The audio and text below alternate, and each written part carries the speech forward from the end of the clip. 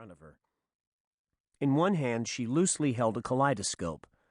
The child spent hours on that window seat, quietly entertaining herself.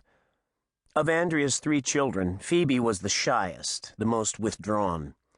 Andrea would be glad when she started first grade and began socializing with other children. "What's the matter, Phoebe?" Andrea asked. "What time is Billy getting home?" "You're in luck.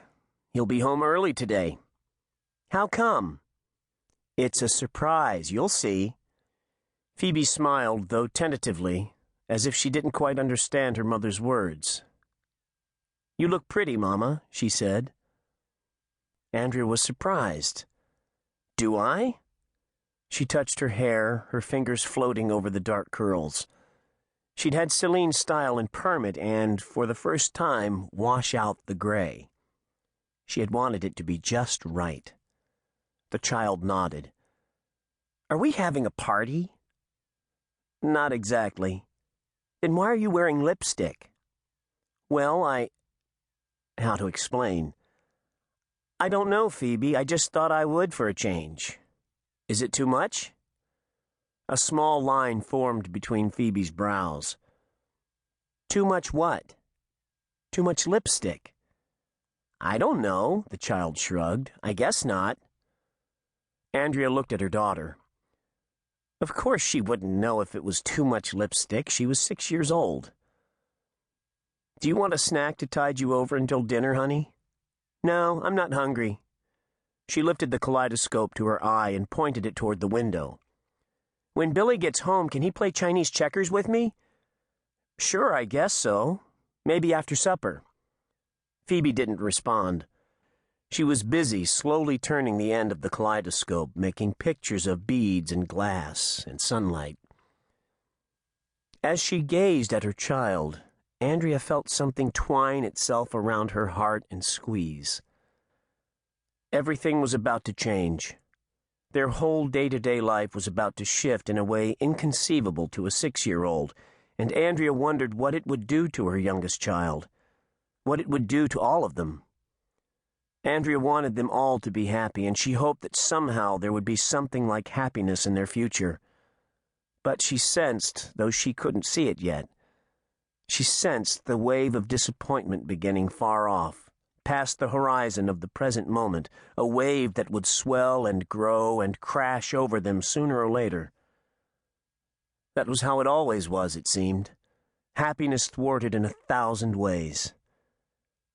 But maybe not this time, she thought. Maybe this time it'll be different. One was allowed to dream, after all. And hope.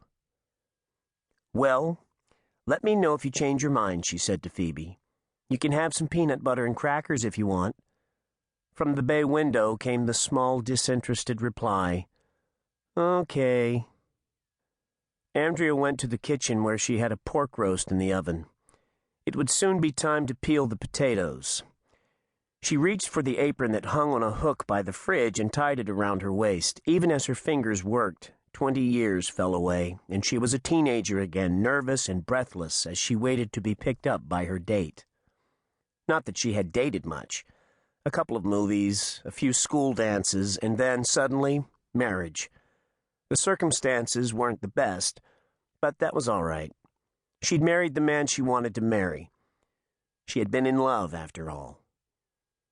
She opened a drawer and fished for the potato peeler, but before she could find it, a car pulled off the road and came to rest in the gravel drive. There they were, Owen behind the wheel, John in the passenger seat. Andrea quickly untied the apron and hung it back up on the hook. So this was it. He was home now.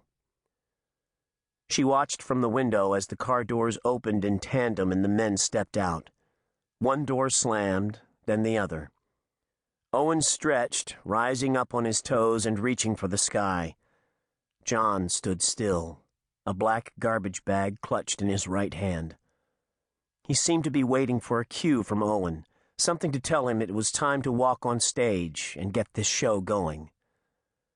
Andrea raised a fist to her mouth and pressed it hard against her lips, if only to stop the tears that were threatening to rise. She wouldn't cry.